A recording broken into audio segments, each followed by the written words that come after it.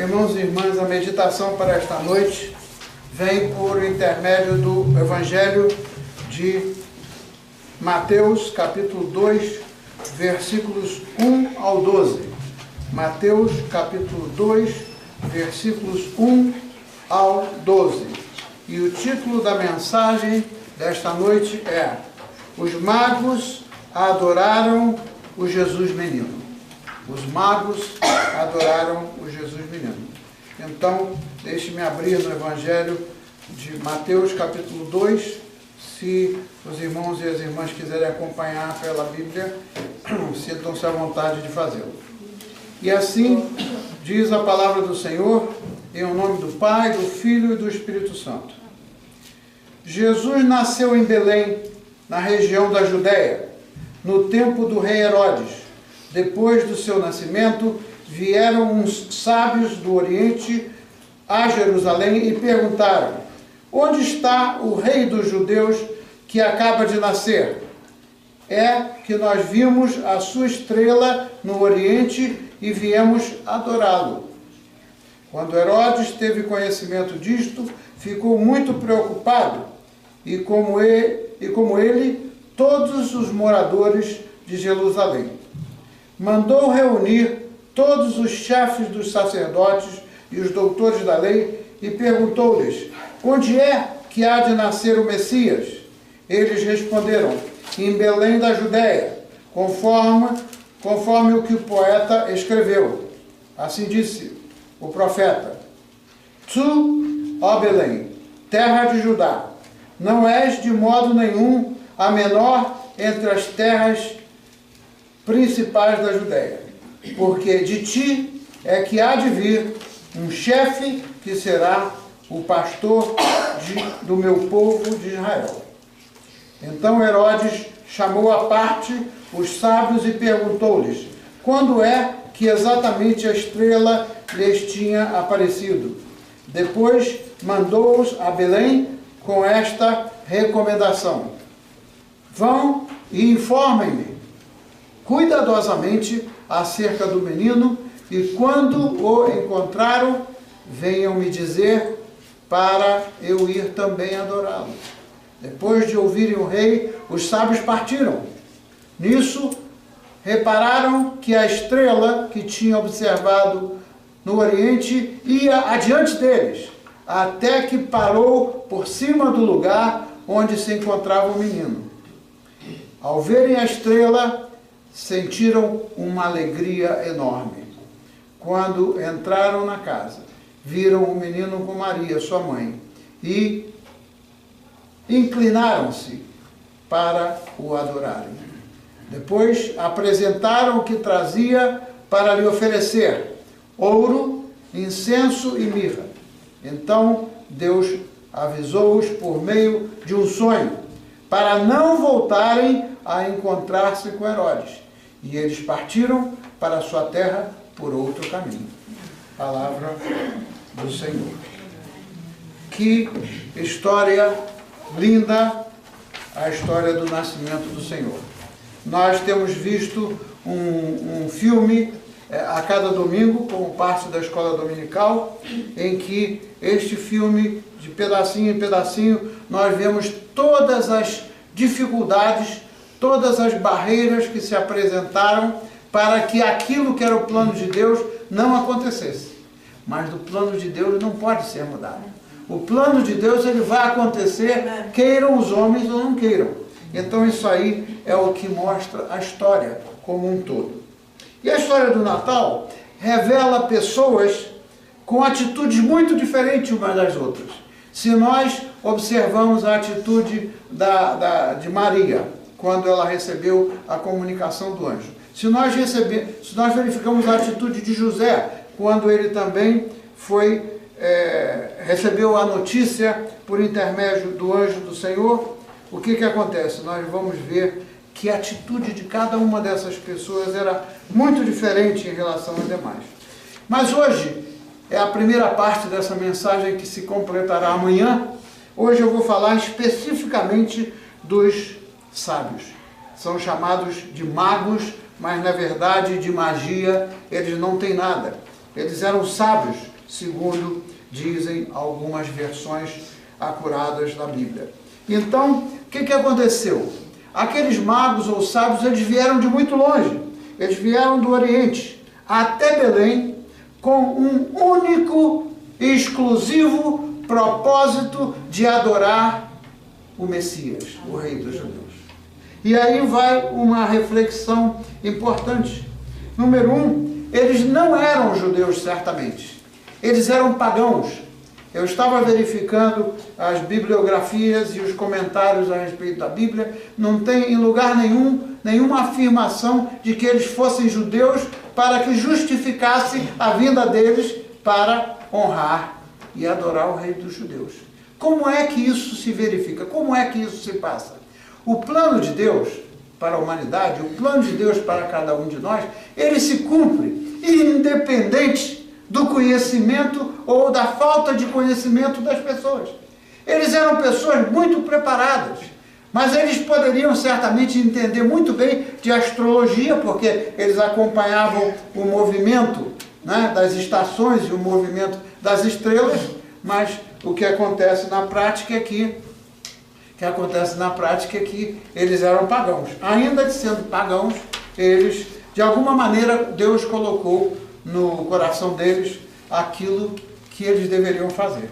E então, veja, número 1, eles não vieram a uma viagem de turismo a Jerusalém e nem a Belém, mas para cumprir alguma coisa que não tinha nada a ver com uma agenda política. Eles passaram e pararam em Jerusalém para fazer uma pergunta e ali eles viram o rei Herodes, mas eles não estavam lá com nenhum propósito de natureza política para agradar o rei Herodes, mas eles vieram para render-se ao rei menino. Então, eles, além disso, além de vir com o objetivo de honrar, eles trouxeram presentes significativos que nós vamos ver qual é o sentido de cada um daqueles presentes. Mas o que é notável no relato de Mateus é que, tão logo que eles acabaram de fazer, de cumprir o propósito para o que eles vieram, tão logo eles terminaram, eles voltaram para a sua terra. Então fica muito claro que eles fizeram uma viagem com um propósito exclusivo de adorar o Rei dos Judeus. Então, o que acontece mais? Outra coisa mais que é notável é que a jornada deles, além de fazer parte do plano de Deus, eles não vieram por sua própria sabedoria. Eles poderiam ser capazes de ler o movimento das estrelas, etc., mas Deus usou uma estrela, parte da criação dele, uma estrela para guiá-los até o ponto onde o Senhor queria que eles chegassem. Que coisa linda! Quando a gente começa a analisar o plano de Deus, é uma coisa extraordinária. Deus usa as coisas da sua própria criação. Deus usa as pessoas. Deus usa em certos momentos até os animais. Quando a gente vê aquelas fotos ali da manjedoura, a gente vê os animaizinhos por ali, o que retrata relatos daquela época que não são especificamente relatos da Bíblia, mas de outros escritos que acrescentam aquilo. Até os animais da criação de Deus vieram se chegar ali a adorar o Senhor, o Jesus menino.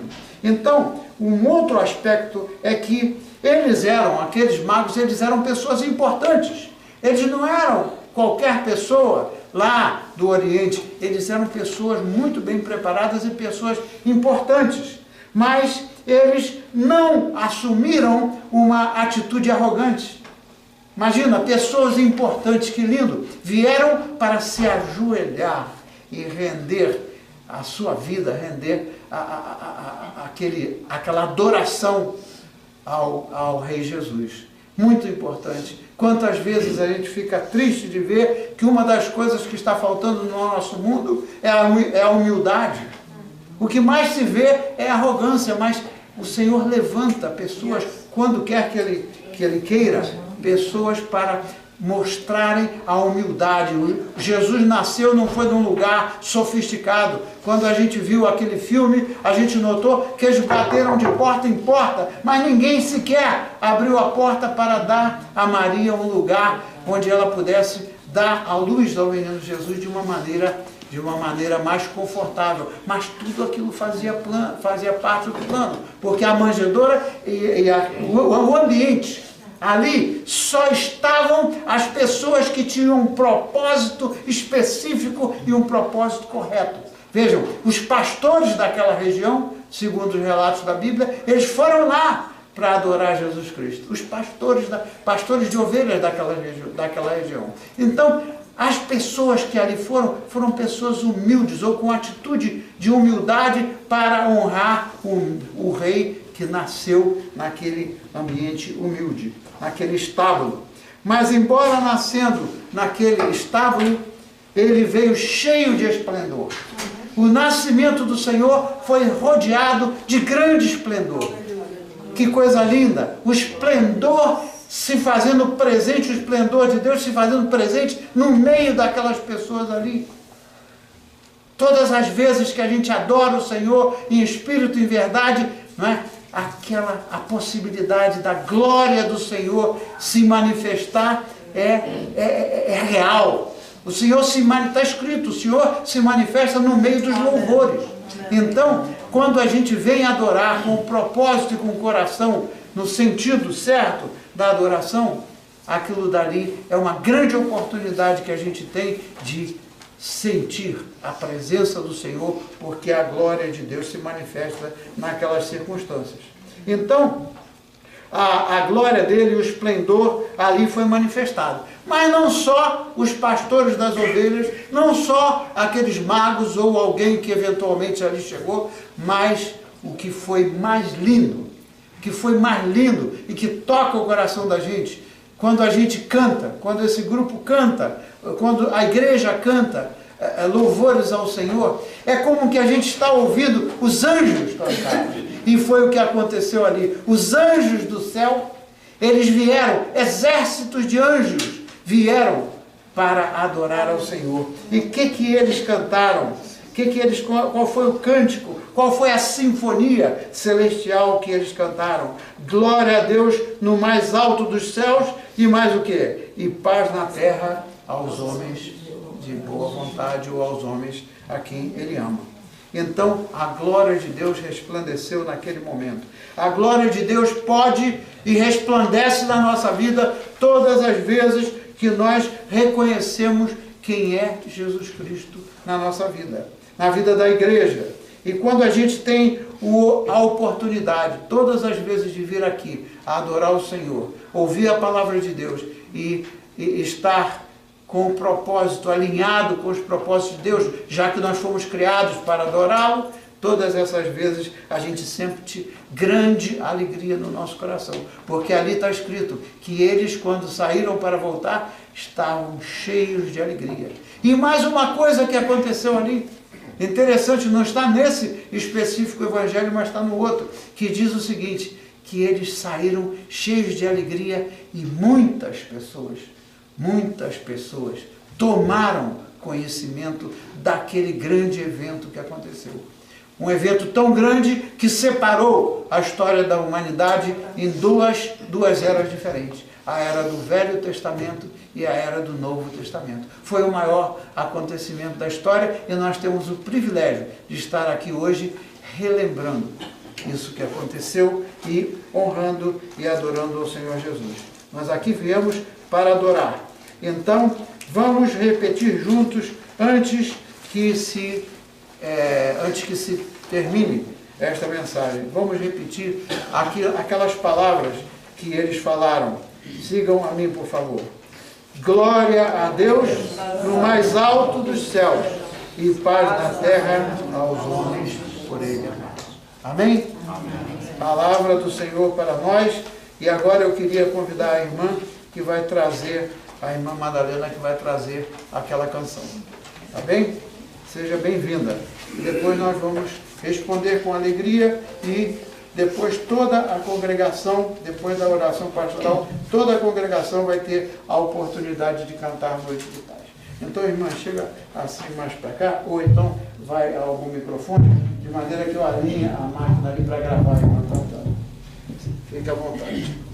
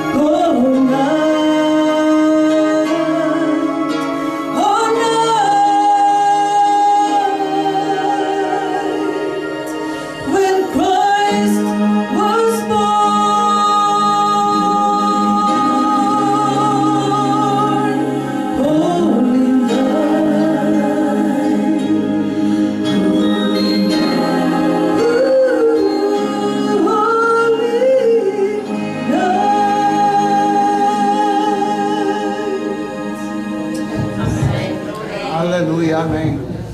Muito obrigado, irmão.